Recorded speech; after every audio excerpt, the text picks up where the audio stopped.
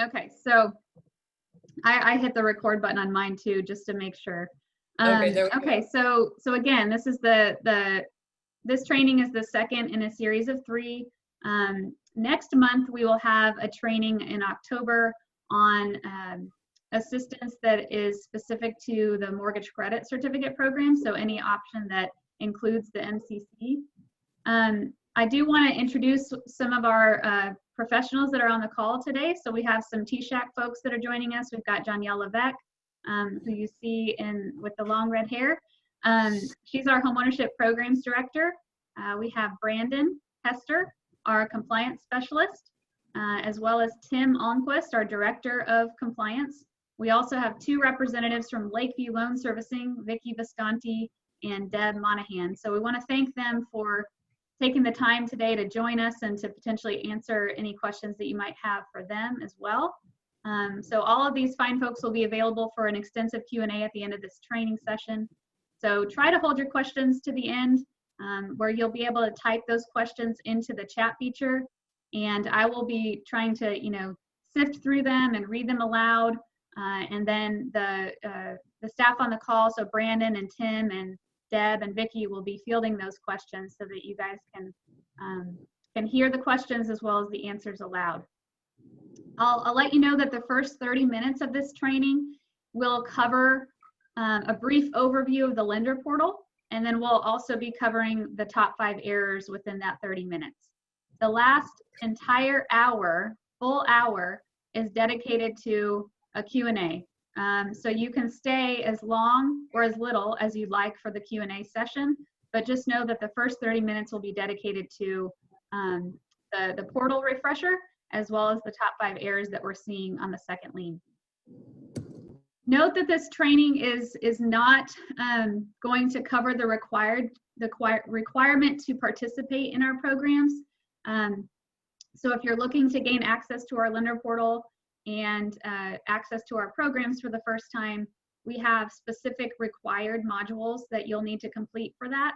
So we have module 1, module 2, and module 3, depending on your role, whether it be loan officer, processor, underwriter, closer, etc.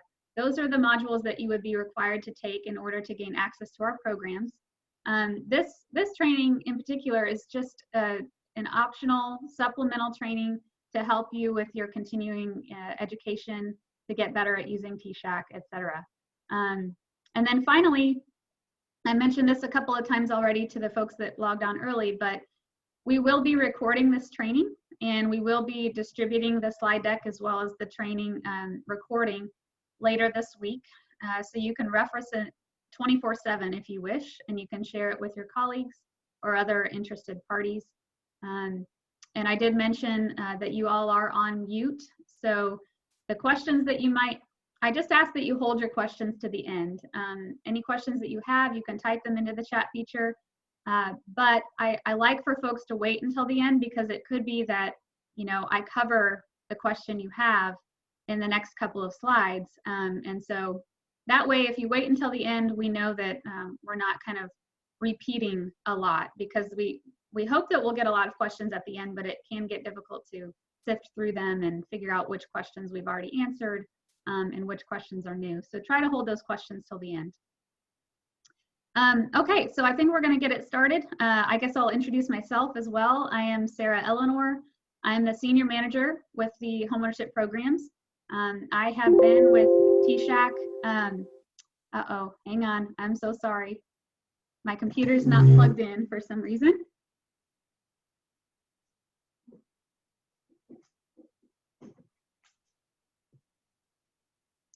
That's what happens when you are working from home and you have 2 little ones running around, and they probably unplugged my computer. So anyway, to finish, I'm Sarah Eleanor. I've been with TSAHC for almost 8 years. I started in December of 2012, so I'll be celebrating my 8th year in December.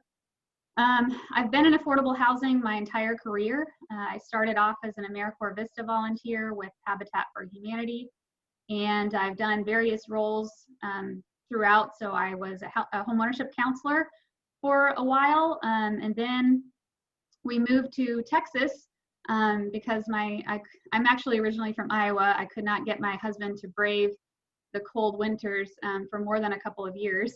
So we moved there, got married, and then moved to Texas. So that's where he's from. And so he couldn't wait to get back. So here we are. We moved down here and actually met the entire TSAHC staff on a Habitat for Humanity job site. I was volunteering because I didn't have a job yet, and I met everybody there, stayed in touch with them, and a little less than a year after that initial meeting, they reached out and offered me, or asked if I was still interested in getting back into affordable housing, and I guess the rest is history. So it's been a great job thus far and a good place to be. So let's kick it off. All right, so like I said, I'm going to do a quick 5 to 7 minute overview of the portal, because we think it's important that you remember what the portal can do for you and what is available there to help you with your transaction with us. So first, when you log into the portal, you're going to see a button in the upper right-ish hand corner that's called the Program Documents. Program Documents are where you're going to find all of our important documents, all the documents that will help you with your transaction. So if you have questions about guidelines, you'll find the guidelines here. We have FAQs in here. We also have our Lakeview loan matrices. So both the government and conventional matrices are in here. So if you find yourself asking whether or not Lakeview, our investor, has an overlay on a specific product that you're using or scenario, then you can find those matrices in here. The most important document that I want everybody to download and keep on hand when using our program is the step-by-step procedures. These procedures are literally a quick reference guide or a quick cheat sheet, if you will, on our programs. And you'll notice that each column is dedicated to a specific product that we offer. So whether it be down payment by itself, DPA by itself, MCC by itself, the DPA combined with the MCC, or our bond DPA, which we currently do not have funds for, but that's where that would be located. So you would find your column that matches the program you're offering your borrower, and you would follow it all the way down to the very end, the last step. The great part about following each step is that it helps you have a smooth transaction with us, and it helps you, what do I want to say, go faster through our pipeline. The other thing I want to notice is that we actually list the required documents that you are to upload to our portal for review for both the pre-closing package and the post-closing package. What we see a lot of times is that folks are uploading documents that we don't require or that we don't need to see. And what happens when you do that is it actually slows down your file review. It slows it down because we're sifting through the documents that we don't need to find the documents that we do need. So it does slow us down. Also, it could potentially, make us make a mistake because we're trying to quickly review these files, but we're sifting through and we accidentally skip over a document that we do need because we're trying to find it because it's lost in all the documents that we don't need. So in order to make sure that your file gets reviewed quickly, make sure you're sticking to the documents that we need.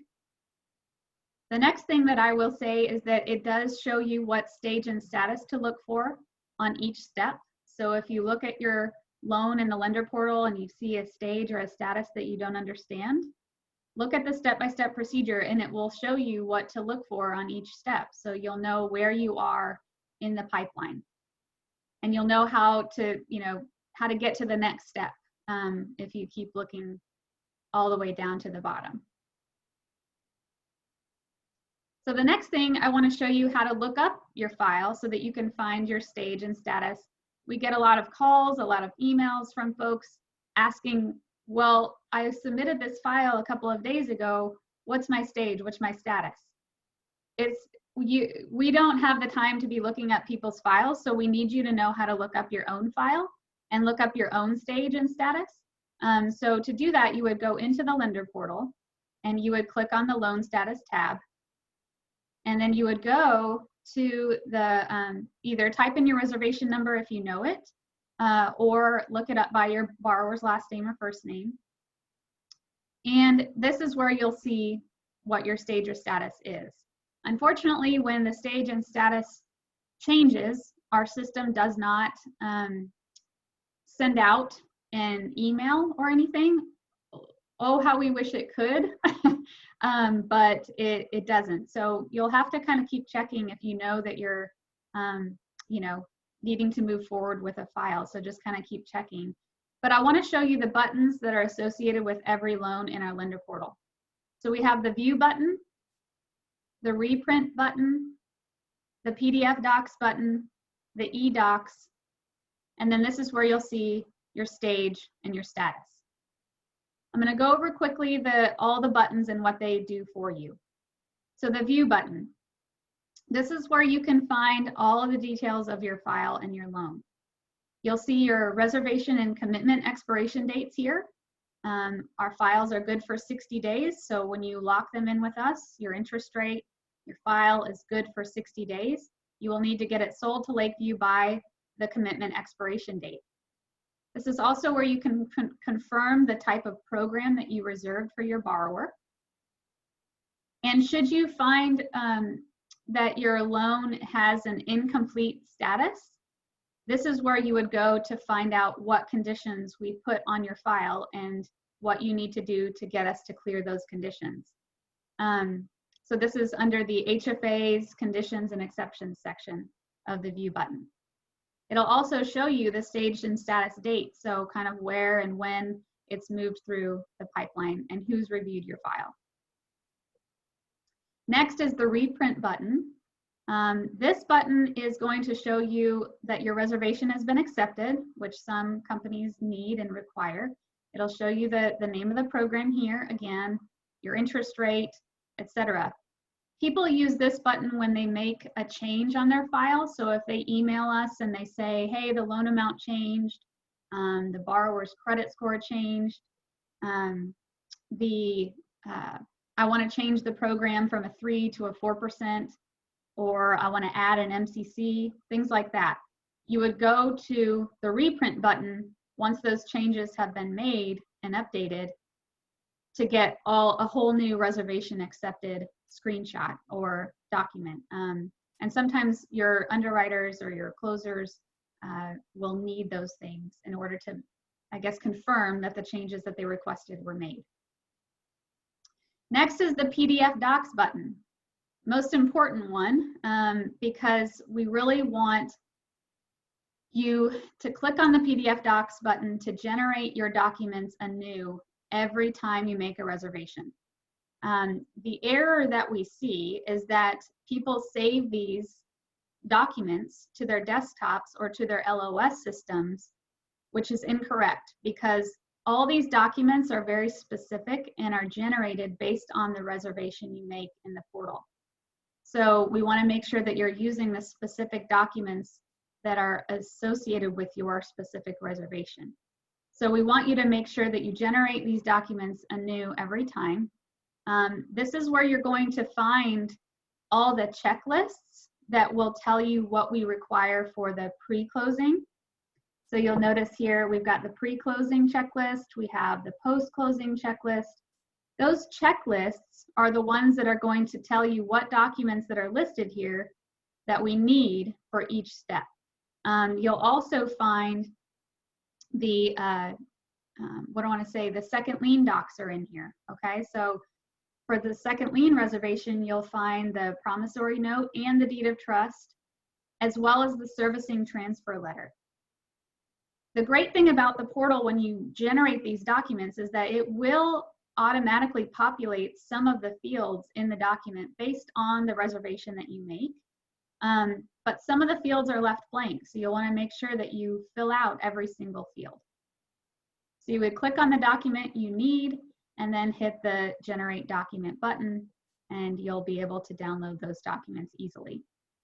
Next is the eDocs button. So the eDocs button is where you will go to upload your completed documents for your file. So you would upload them in the specific section you're needing us to review, whether it be the underwriter certification, section, the pre-closing, or the post-closing section.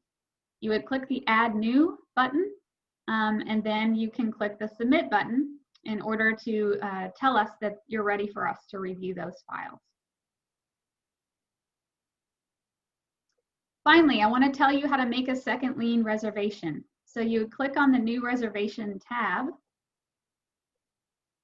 and this is what you will see. You'll see all the different series that we offer.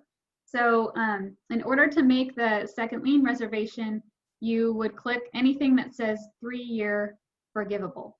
So we've got the conventional and the government 3-year forgivable options. You can also make a second lien reservation for the MCC at the bottom, but we'll go over that specifically next month when we talk about all the programs that include an MCC. So for the DPA, second lien only, the conventional options, a couple of things I want to point out. You want to make sure that you're making the reservation for the appropriate under 80 AMFI or over 80 AMFI. So that's income specific, right? They're either under 80% of the area median family income, or they're over 80% of the area median family income, which you would determine by using our income and purchase price limit chart. So if you're working with a borrower that is under 80 and you want to make sure that you choose, you want to make sure that you choose either Home Sweet Texas or Texas Hero. So if you're working with a Texas Hero or a Home Sweet Texas borrower, please make sure that you choose the right program so that they're, indicated properly in our system. Then governments, a couple of things you want to notice. We have our 640 plus FICO option, which is this top one.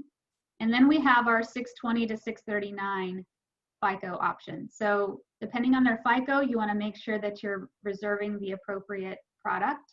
And then again, Heroes or Home Sweet Texas.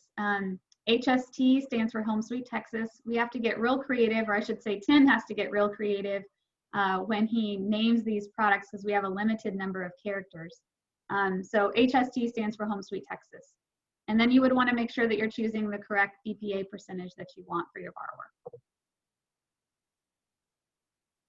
We do have a really neat reservation cheat sheet. So when you're making a new reservation, if you're unaware of what to put in a certain field, go to the program documents that I mentioned and click on the new reservation cheat sheet. It's very specific and it goes into detail on what we're looking for in each required field. We have a red asterisk next to all the required fields, and you do not have to fill out any of the fields that don't have a red asterisk. We even have a specific second lien only reservation cheat sheet, which is going to go over what to put in the second mortgage section. Specifically, the loan amount is going to be the DPA amount in the second mortgage section and not the overall loan amount. So know that when you make a second lien reservation, it's one reservation. You don't have to make more than one. It's one reservation, and there's a second mortgage section where you'll fill out all the details about the second lien itself. The DPA amount is actually based on the total loan amount, including MIP, not on the sales price. And that's one of the errors that we'll kind of go over later. So now we're going to kick it off and talk about the top 5 errors, and then we'll get into the Q&A. So the most common errors that we see on the note we want to point out to you is that the second mortgage amount can be exact DPA with cents. It can be rounded up or down. We accept all forms. Unfortunately, when you make a reservation, you have to just round up or down. And then when you fill out the paperwork later in the post-closing section, you can actually put exact percentage with cents. That's the first error. Then we see the incorrect maturity date put on the note a lot. The maturity date is supposed to be the 3rd anniversary of the closing date. So just 3 years from the date that you close. So for example, a maturity date for a 2/10/2020 closing would be 2/10/2023. So the note date would be 2/10/2023.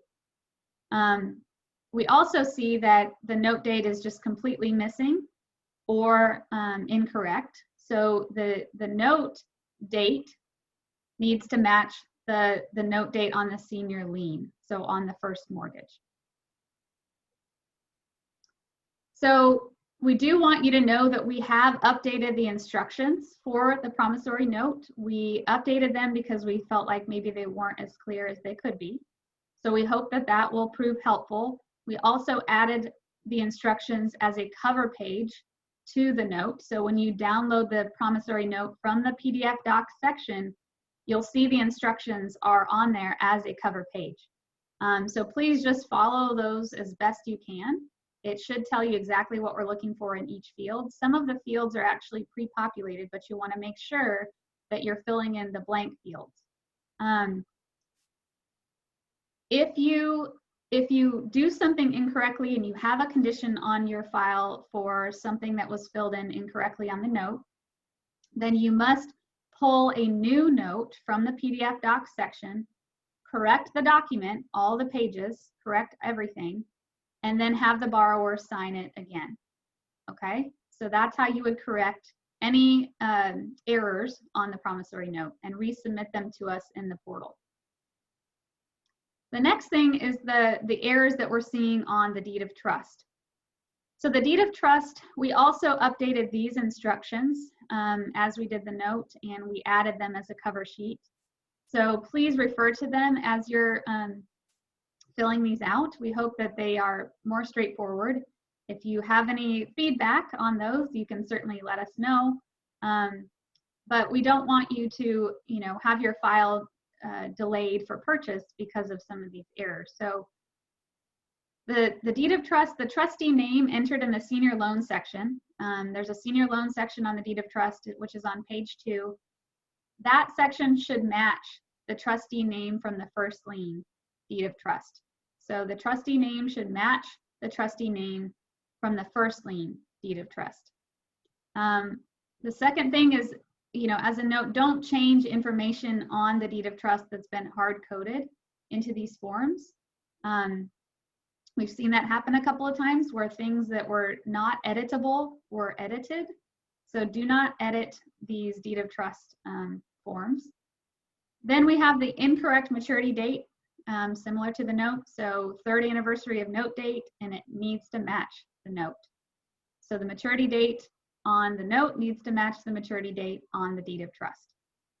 Then we have the missing DOT date. That matches the first lien or the senior lien and the second lien note. So I know there's all these dates that kind of get confusing, but again, pay attention to the instructions and then make sure that the documents match each other.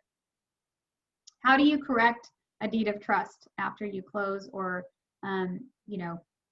if we condition your file in post-closing for the deed of trust? The first option is the correction affidavit or scrivener's affidavit. The scrivener's affidavit is the preferred method by our compliance team. It is a notarized affidavit that indicates the specific changes and updates, and then is signed by the lender. And again, it's notarized.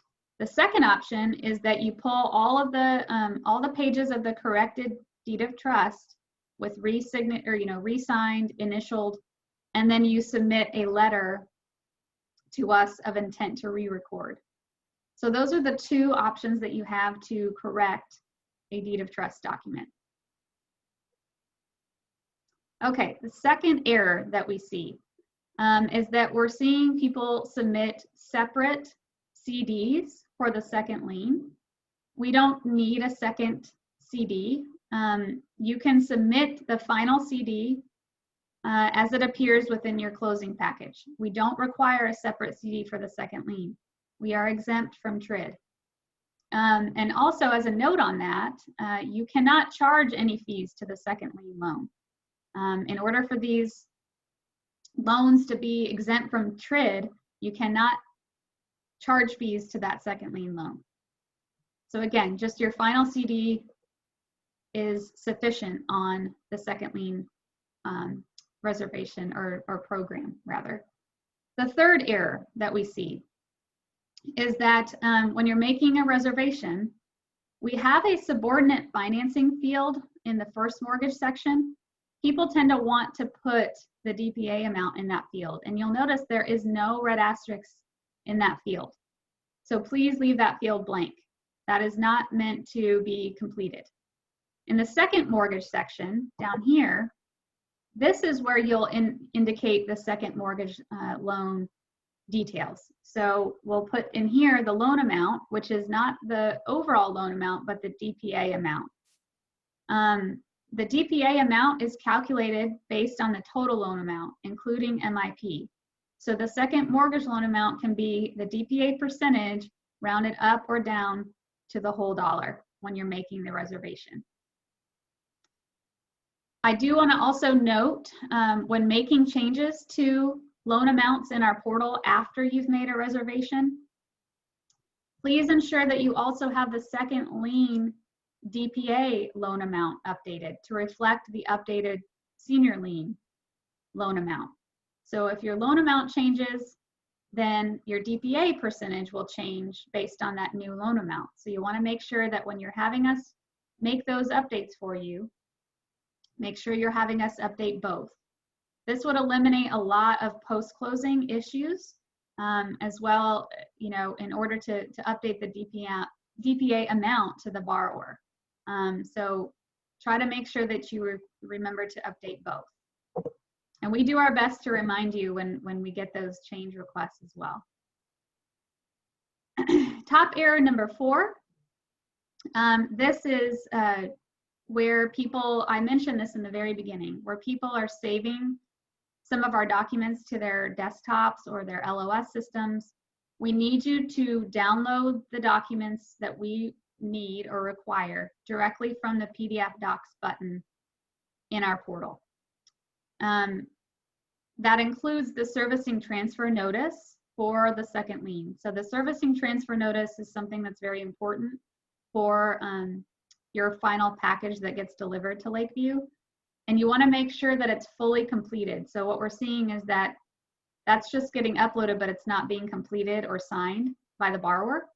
It needs to be completed by the lender and signed by the borrower. Again, this is where we kind of preach again to say don't upload extra documentation that we don't require, because it will slow down your file review when we're trying to sift through the unnecessary documents to get to the necessary documents. And again, like I said, make sure that you're filling out all of the blank fields before you submit something to us.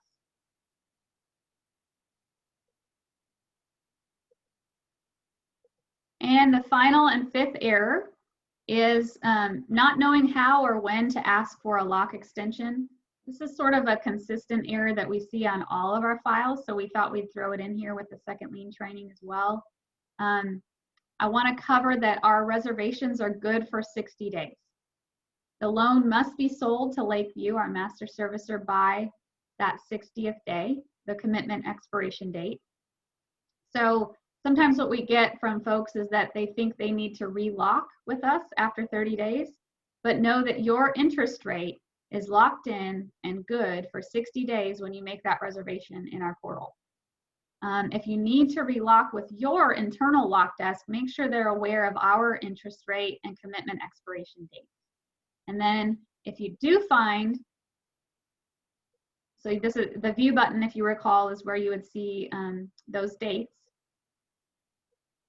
If you do find that you need to ask for an extension, then you would go back to your file and you would click on the PDF Docs button, and there is an actual extension, official extension request form that you will find there. So you can download that and then you can upload it to your file. If you need it ASAP, you can email it to us at the compliance review email address that we have, so compliancereview@tsahc.org. Either way, you'll either upload it to your file, we'll get to it when we review your file within 2 business days, or you can email it to get it done quicker.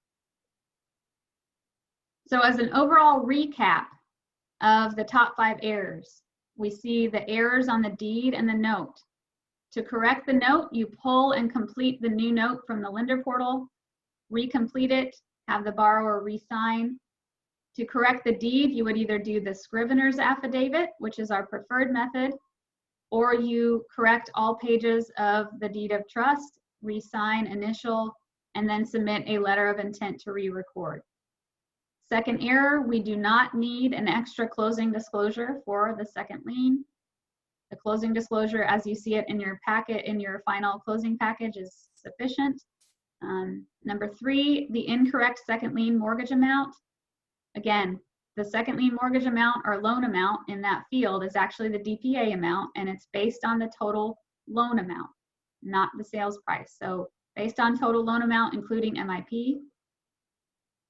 Fourth error, download the correct PDF docs directly from our portal.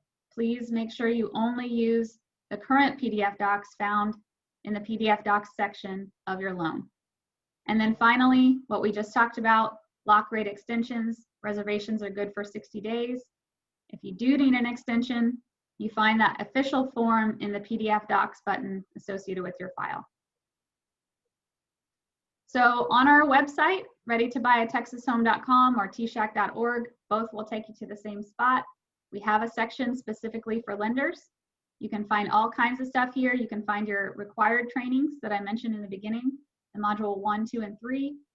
You can find other helpful resources, income limits, guidelines, marketing resources, all kinds of stuff there for you.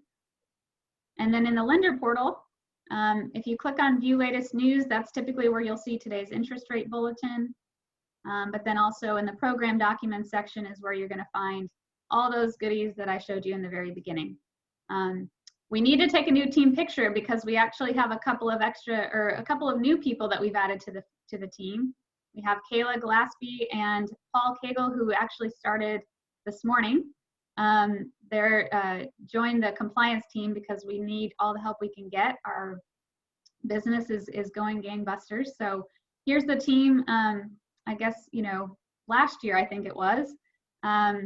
But today, again, we have Danielle, who is on the right.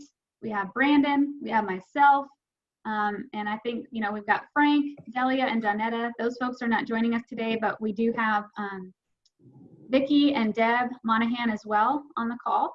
So if you guys want to go ahead and turn on your videos, I think we'll go ahead and kick off the Q&A session here. So let me pull up our chat feature, if I can find it. So everyone can start entering questions that you might have. And as Sarah mentioned, we do have Vicki and Deb from Lakeview Loan Servicing. So if you have any questions about submitting your files to Lakeview for purchase, now is a really good time to ask them. Yes, and I cannot find, here they are. Couldn't find my little, meeting control here. There it is, okay. So, it takes me just a minute to get these pulled up, so bear with me. So Sarah, can I say something while we're waiting? Absolutely, thank you for filling Hey, my name is Tim Almquist. Beard is relatively new, and I do kind of look like Santa Claus that everybody's now. But let's keep questions to the DPA program and not what you want for Christmas this year. We can you can send me the email later about that if you like. Anyway, just want to give you guys kind of an overview of what we're going through right now. As you know, the mortgage industry, the lending industry is crazy. Rates are at all-time lows, and just to let you know what we deal with daily, we have about 250 active lenders across the state with literally thousands of branches out there, thousands of LOs and shippers doing products with us. Our team, which consists of myself and Delia, and then Brandon and Donetta and Kayla, we have 3 full-time reviewers trying to do about 350 reviews a day. So if we don't get back to you quickly as you think we should be, or if we're not getting your file timely, please be patient. We're working long hours. We're trying to get everything done. Brandon slacks off quite a bit. So we're doing our best. And I just want to let you know, if we are not getting back to you, Tommy. Just be patient. We'll get there and try to get what you need. And that's why we hired Paul, and he starts today. Yeah, so he's starting today. So we're excited. Happy to have him on. I have to tell you, Tim, I'm actually very impressed with your team. Sarah and I have had to jump in and help recently. Yes. And it's a lot of work, and I'm impressed with how many hours your team puts in and how well you guys do. You're amazing. And I hope you get a really We're not happy about it, but we'll do it. Keep me in mind on the good list for Christmas. Well, you know where you are on that list. All right, folks, we've got some questions rolling in, so I think I'm going to start reading them, and then I'll, let Tim kind of feel them out. So on the underwriter certification form, is the qualifying income supposed to be annual or monthly income? Brandon, you want this one? Unmute, Brandon. Yes. Okay, yes. So the income on the underwriting certification is to be annual. And then also when you fill in the income on your reservation, when you make it, you also want to make that annual income. But should you forget to do it, we will correct it in the reservation for you. Yeah, everything. We always want to see annual across the board. So annual, always.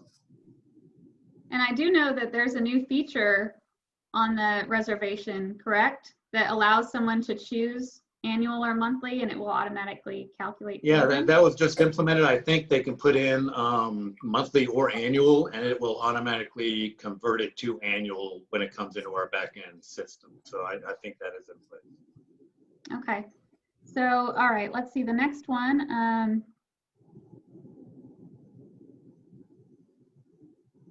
If you, let's see, if you switched companies, is there a requirement to register under the new company? That's not necessarily specific to the second lien, but. Well, yeah, so if you switch companies, and I know there's a lot of turnover out there, first thing you want to do is contact your program administrator with the new company and get your new login credentials for that company. If you do make a mistake and you reserve a loan using your old company's credentials, there's no way to transfer that to the new company, so we'll have to cancel that loan and you'll have to reserve it again under your new company with your new login credentials. So just make sure you touch base with your program administrator. We have a list of all the program administrators for the companies. So if you don't know who that is, shoot us an email and we'll let you know. Okay, let's see here. We've got some comments on my cat. Yeah. Luna, her name is Luna. She's a black cat, and she makes an appearance in pretty much every Zoom call I have, because if I don't let her in my room while I'm on the call, she'll be scratching at the door and distracting me. So it's either she be in the background or I get distracted. So thanks for the nice compliments. She's becoming quite popular, Sarah. Yeah, I know. She's going to be famous. Okay, so again, same question. Underwriting certification, do you want annual or monthly? We just went over that. Annual income is preferred. And I think I'll add a little bit to that, given that I've been reviewing some of these files.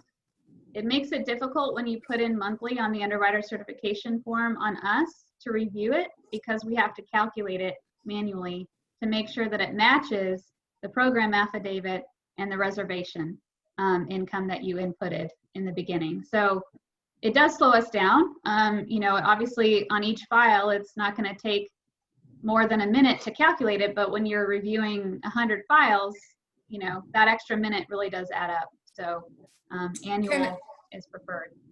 Can I point out the comment from our boss, Jamie Taylor? Oh, yeah. So Janie mentioned that, Sarah, you did a great job as usual. I agree. And then she has a special request that Tim wear his Santa hat for the next webbook. Got it.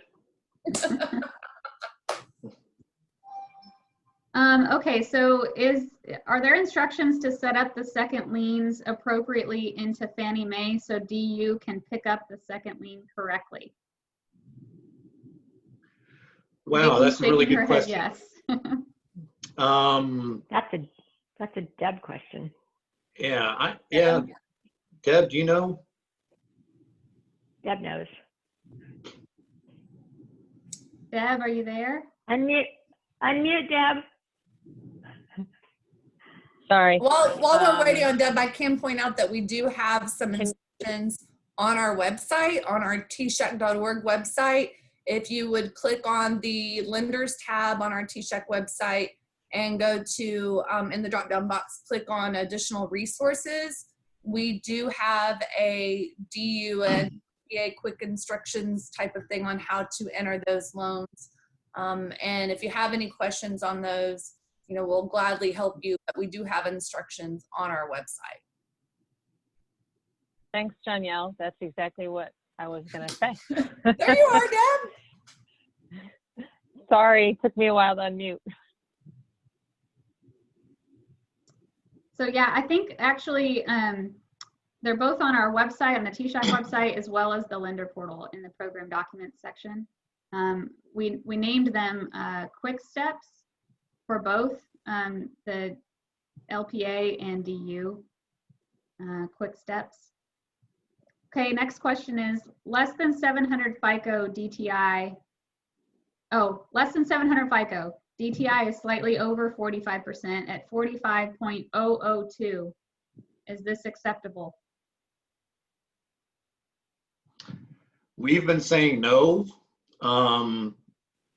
but I'm not sure how Lakeview feels about making exceptions to those.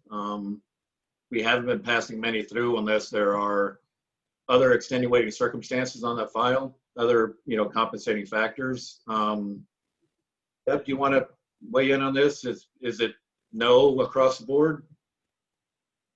Generally speaking, we are keeping to the 45%.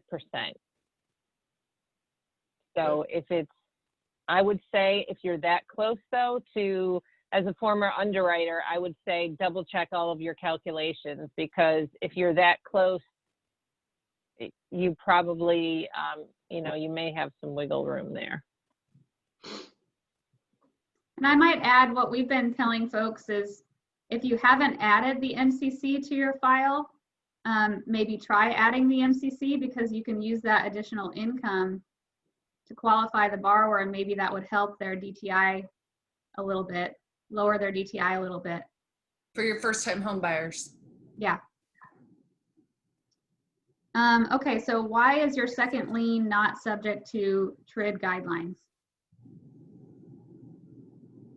Okay, our second lien is not subject to TRID because number one, we are a housing finance agency. We're a governmental entity, and HFA loans are not subject to TRID. And also the way we have our product set up with the no fees and other characteristics, it would not trigger TRID just due to the way the terms and the characteristics of that loan are set up. Do you have anything to add to that, Deb?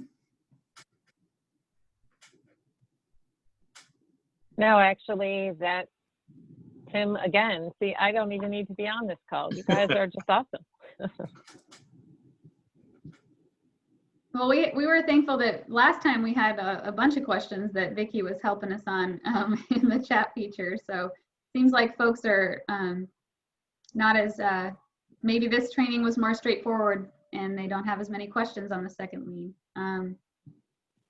All right, folks, let's see how many people are still on, because I'm not seeing any other questions. 160. We do have several questions in our Q&A section if you want me to read those. Oh, yeah, great. I forgot to look at that one. I'm looking at the chat. So from Carlos, we have a question. When to choose government grant versus a 3-year forgivable, and what is the difference? That's a great question. Tim? Yeah. Okay, so we, on the FHA products or government products, we offer both second mortgage loans and non-repayable grants. Of course, the benefit of the grant is it's non-repayable. It's a gift, so you'll never have to repay that. On the second lien, of course, it's a 3-year forgivable.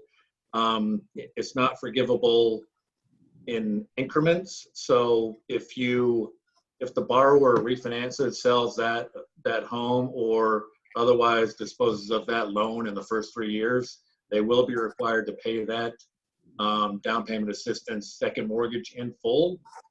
If they wait the 3 years and they're in that home and they still have that loan after the third anniversary of the note date, it will be forgiven altogether. And of course, the benefit is pricing. Investors are paying up for loans that have our second lien as opposed to the grant. So we're sometimes better able to offer better pricing, better rates on that second mortgage product as opposed to the grant. Lately, it's been they've been pretty similar lately just because, investors have not been buying these products lately too much. There's been a lot of government intervention, a lot of artificially keeping rates down. So as we move forward, I think we're going to see a bigger disparity between the interest rates on the grant and the second mortgage program, making that second mortgage program more beneficial if you plan to stay on the home for more than 3 years. Can I add something to that, Tim?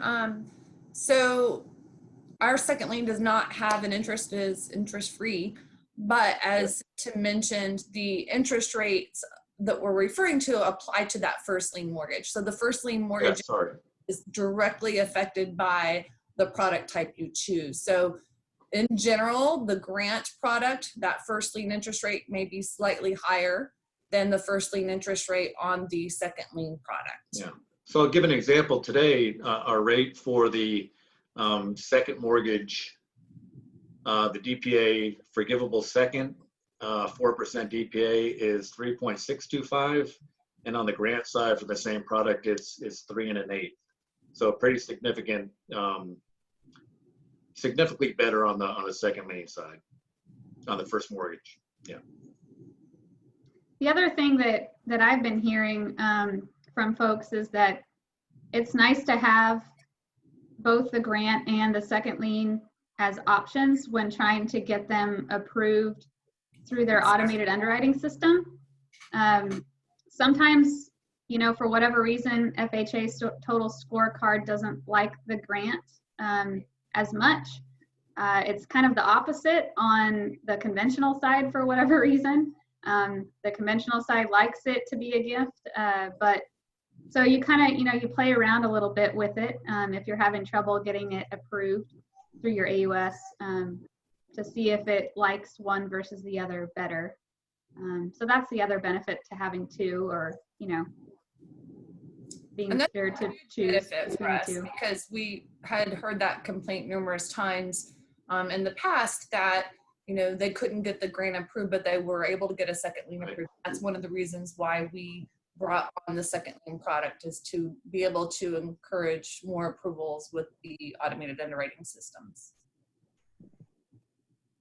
So do you want to get through the question from Natalie Johnson? Jonielle, you want me to read that one, or you want to read it? No, that's fine. I can do it. Okay. So from Natalie, thanks, Natalie. Natalie asked to please clarify on the income limit, because one column says any family size, and then there are two more that say 1 to 2 or 3 or plus family size. Brandon, you want to take it? No? Go ahead, Tim. Okay, so the any family size relates to our DPA only product. So if you're doing DPA only and not the MCC product, you're going to use that column when you're looking at your income limits. If you're doing the MCC, we have to break out our income limits by the number of people in the family. So 1 to 2 people in the family for the MCC or the combination DPA MCC program, we're looking at 100% of the median family income. And for families of 3 or more, we're looking at 115% of the median family income. So it depends on whether or not you're doing DPA only or if you have an MCC associated with it. I tried to go as fast as I could, but maybe this will help. Can you all see the chart? It looks like it's hidden by something. Oh, there we go. Okay. Yeah, perfect. So I can kind of zoom it in a little bit here. That'd be great. It's really hard to see.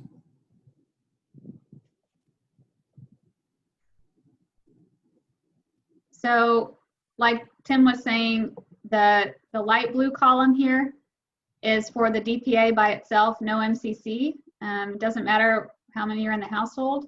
If you're going to do a standalone MCC or add the MCC to a DPA product and do the combo, it does matter how many people are in the household. And then if they're in a targeted area, their income limit could potentially go up if their house is in a targeted census tract. And then the column over here, the dark orange, is for that below 80% and the FI borrower wanting that lower of the two conventional interest rates. Great, thank you, Sarah. Yep. On to the next one, or let's see, we have from Philip Granger. Can we use government grant along with a city-specific second lien in order to get both programs for our borrowers? Short answer is yes. You can leverage those programs. The only problem is when agencies are issuing mortgage revenue bonds to fund their DPA. You can't combine two mortgage revenue bond programs together. So it's not important right now, I don't think, because we don't have any bond programs out there. But it would apply to the MCC. Yeah, but the MCC, right. So it's a little tricky. I would say if you have a question about wanting to leverage one of these city programs or county programs with our program, shoot us an email and we'll look at the product and look at the characteristics of that, the other program that you want to use, and we'll try to figure it out that way. Great. We have another question from Mark Hoffman. Will Lakeview notify us as the servicer upon the second becoming forgiven, or will TSAHC notify? Vicki, you want to take that one? Or do you know that answer? Can you read it again? You cut out. So once the second lien is forgiven and it's released, that's something that the home buyer is going to have done, or will Lakeview automatically do that? So basically the question is, will TSAHC or Lakeview be doing that? So as far as Lakeview goes, I don't know, but if that person wants to email me, vvisconti@bayview.com, vvisconti@bayview.com, I can find out from our servicing vendor, or if you guys already know that you do or don't do it. Yeah, I can tell you that Lakeview is going to be the ones releasing those liens. They are the ones servicing our second liens. So they will be releasing those on that 3rd anniversary. Yeah, it'll be the subservice of loan care. Yeah. Yeah, loan care. Thank you. Yeah, loan care. Okay. Okay. So do I need to find out if it's automatically done or if it needs to be requested? Is that the question? You know, I would like to know that. I don't know that for sure either. If on the 3rd year anniversary that lien is released, or if it's just released when somebody, you know, is refining or you know, selling, that kind of comes up and the release is kind of generated that way. I'm not sure. Okay, I will find out, and I'll let all of you know, and either that person can email me or you all can get back to him, whichever. But I'll find out from Sharon. That's great. I do have something that I could use your help with, Sarah. Philip Granger asked where he can find that chart, the income limits chart. Would you mind walking folks through our website and showing them where they can find the income limits and guidelines, as well as additional resources on our TSAHC.org website? Yeah, give me just a minute here and I'll get it pulled up. I've got all these windows open and it's hard to figure out where I'm going here. Let's see if you can see this. Can you see this? Yep. Okay. All right, so let's go back to TSAHC.org.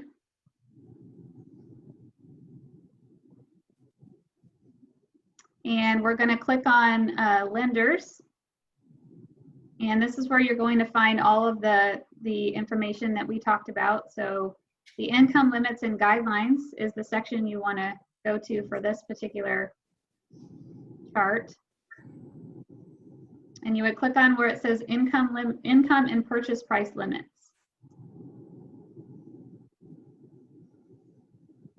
There it is. Also, if you recall, if we go to the lender portal,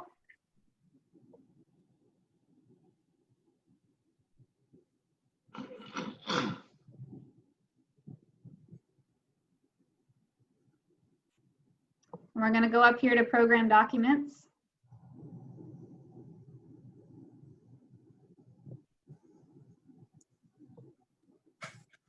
And you'll see here combined income and purchase price limits. Along with other numerous resources. Along with lots of other stuff. Yep. Yeah.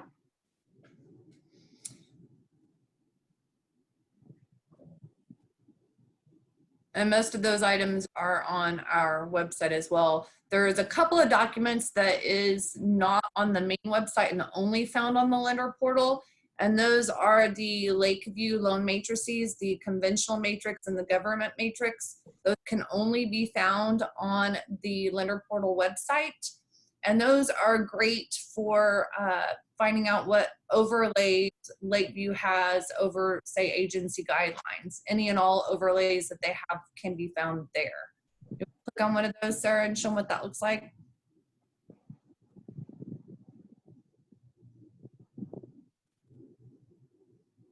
So we get quite a few questions on, you know, what overlays we might have on a product.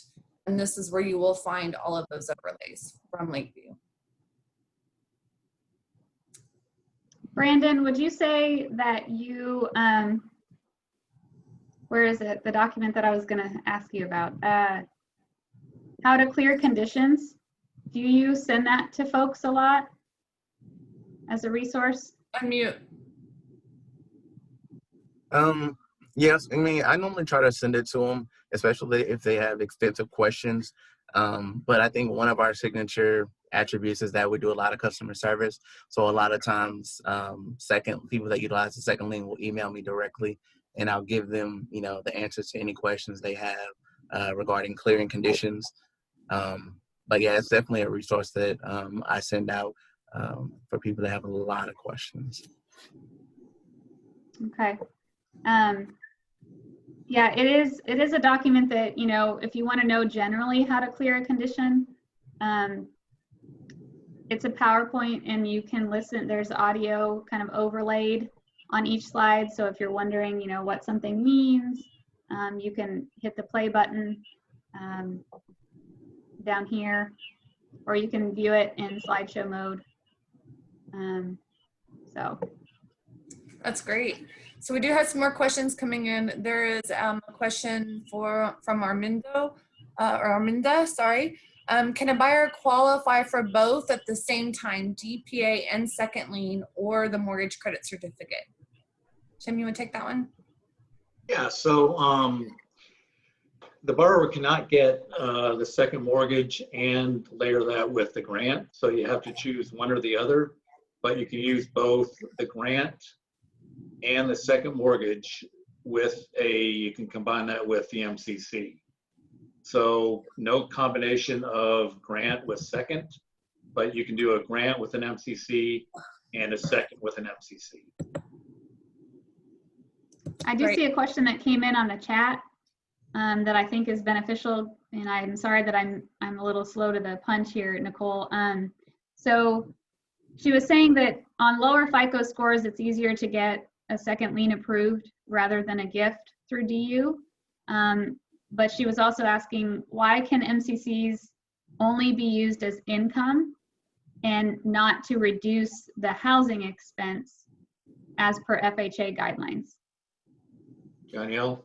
I can help with that one. So Lakeview has looked at those FHA guidelines, and if you really look at them, it very clearly says that the MCC benefit would have to be paid through In other words, that payment is going to reduce that monthly payment. It has to be paid directly from the provider or the issuer of the MCC. And unfortunately, that's not a possibility because it's actually an income tax credit. So that really does not apply to the way Lakeview interprets it. It does not apply to us because it is funded through an IRS income tax credit. So being that's the case, it can only be applied to income. So I know that that is actually a common question folks have, misinterpreting or interpreting it in a different way. But it is very clear through our Lakeview loan matrices that they will only allow for that to be credited on income for FHA loans and conventional loans as well. I think the only thing that does not require it to be counted as income and will allow for a payment reduction is USDA. There you go, Vicki, thanks.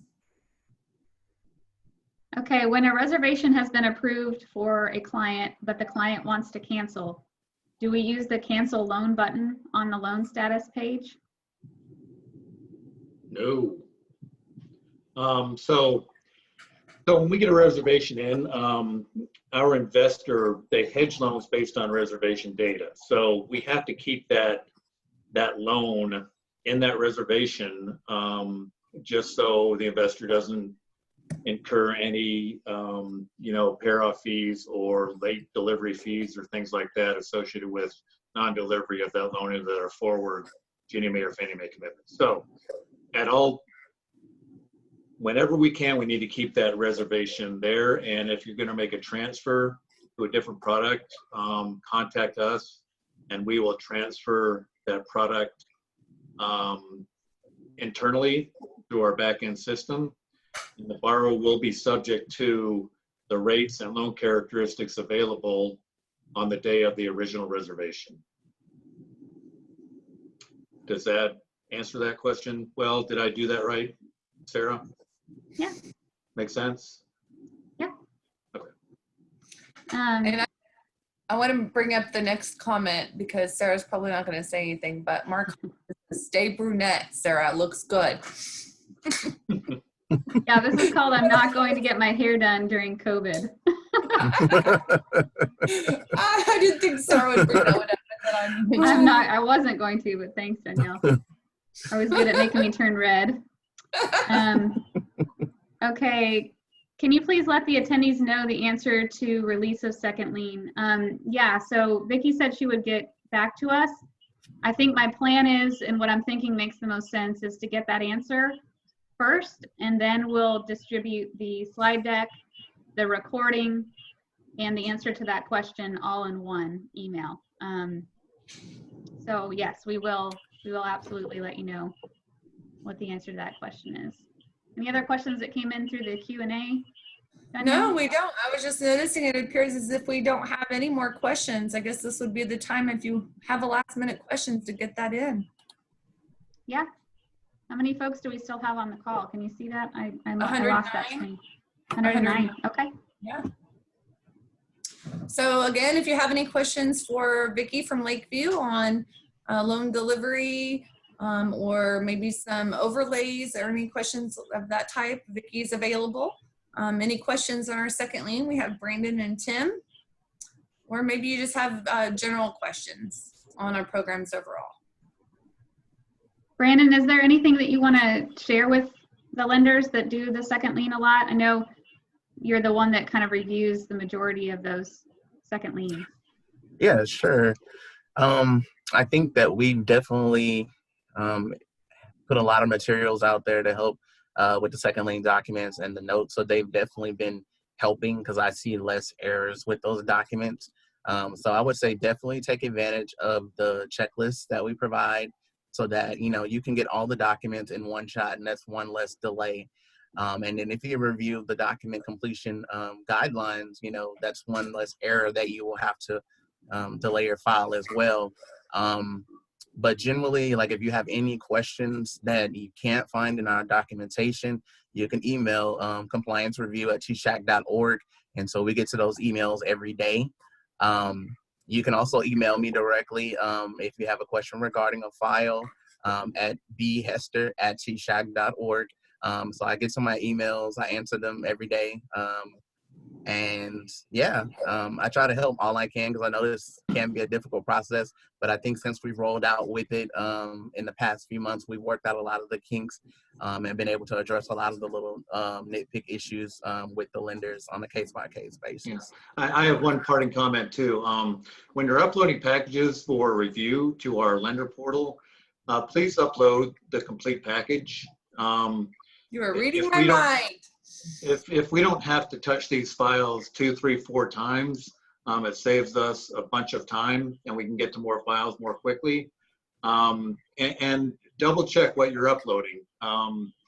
Check, make sure things are signed that need to be signed. Make sure all the blanks are filled in on the documents that need stuff filled in on them. And just do a double check before you upload, and that'll save us time, and it'll get you your packages reviewed and committed a lot more timely. So, and don't upload unnecessary documents. If it's not yes. listed on that checklist, please don't upload it. I've spent quite a bit of time yesterday reviewing one where, you know, they had the credit report and just all kinds of miscellaneous documents. The whole closing package. Yeah, the whole closing package. And it was funny because it had been reviewed one time before, and we asked for a document that appeared to be missing, and the response back from the lender was, well, it was already there. So I went back and looked through the old attachments, and yeah, it was on page 30 something of, you know, documents that we don't need. We really only asked for about 4 documents on our pre-closing compliance checklist on our grant side anyway. And there's only 4 documents that need to be uploaded. It makes it so much easier if you label those attachments with the document name. If you want to include it in one attachment, that's fine, but put it in the order of the checklist. I mean, I was a lender for many years, and when I would submit loans to underwriting, I would put those things in the order requested on the checklist, and only what was asked for. So, I mean, we're pretty much like any other underwriting department. We don't want to have to sit through documents that aren't being requested. So that's just I think a big tip that I could point out for folks. Yep. Yeah, I can definitely agree with Tim and Jonio. You definitely, if you do your work on the back end as far as following the checklist, making sure the documents are there, and then making sure that you completed, you know, every blank that had requested information, it doesn't take, you know, maybe 3 minutes for me to review your file. Versus if you upload, you know, partial files, then we're going to mark it incomplete, and then it's going to go back to the end of the stack, and it's going to take a lot longer.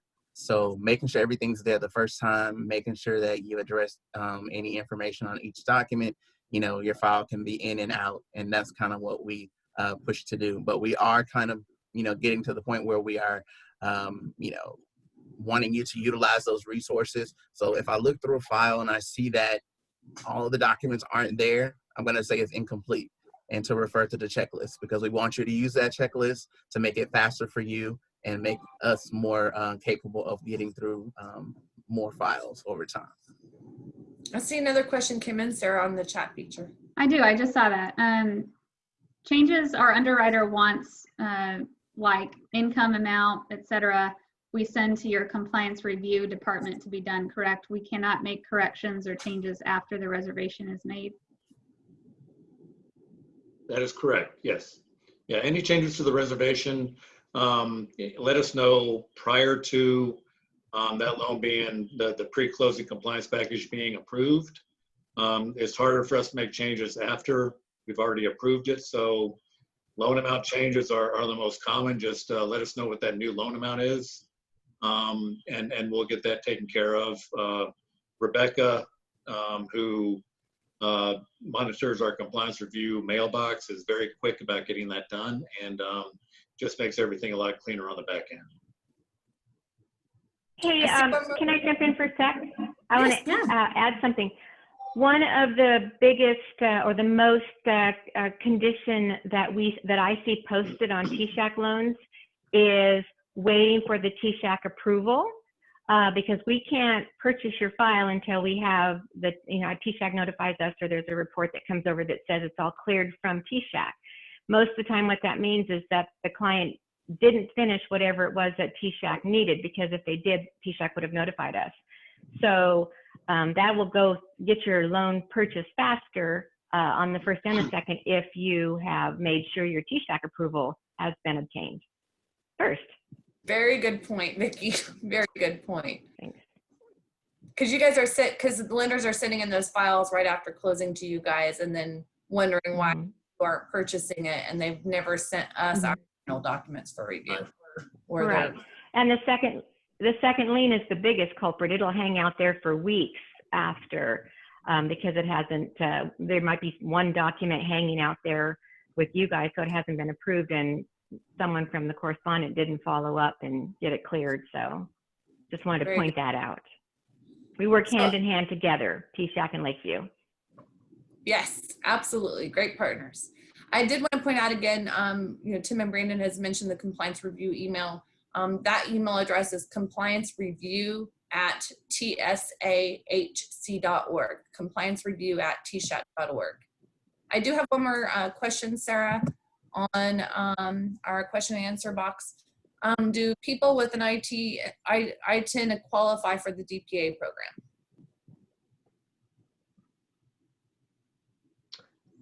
That actually might be a Lakeview question. I know they have a very extensive, what I want to say, like citizenship requirements. Right. Yeah, so different statuses. There's so many different statuses that it's hard to know, I think, off the top of our head, but maybe. And I think you have it posted. You have our residency eligibility matrix posted on your resources. That is a very in-depth document that's excellent and can be used for just about any loan and any lender because it's actually agency guidelines, and it gives you all the different visas and types of residency and what's okay and what's not okay. It's called the Borrower Residency and Eligibility Guide. Yes. Yep, it's in the program documents on the portal. I don't know if you're seeing my screen. Yes. Yeah. Okay. So here there's two of them actually, but that's all of the different statuses. I know there's a bunch, so it's hard to make a blanket statement when you're talking about that I-10 number. All right. Any other questions, guys? I don't see any more in the chat feature. I don't see any more. I think we're done. Okay. I want to All right. say Well, thank you, Vicki. Thank you all for being on the call with us today.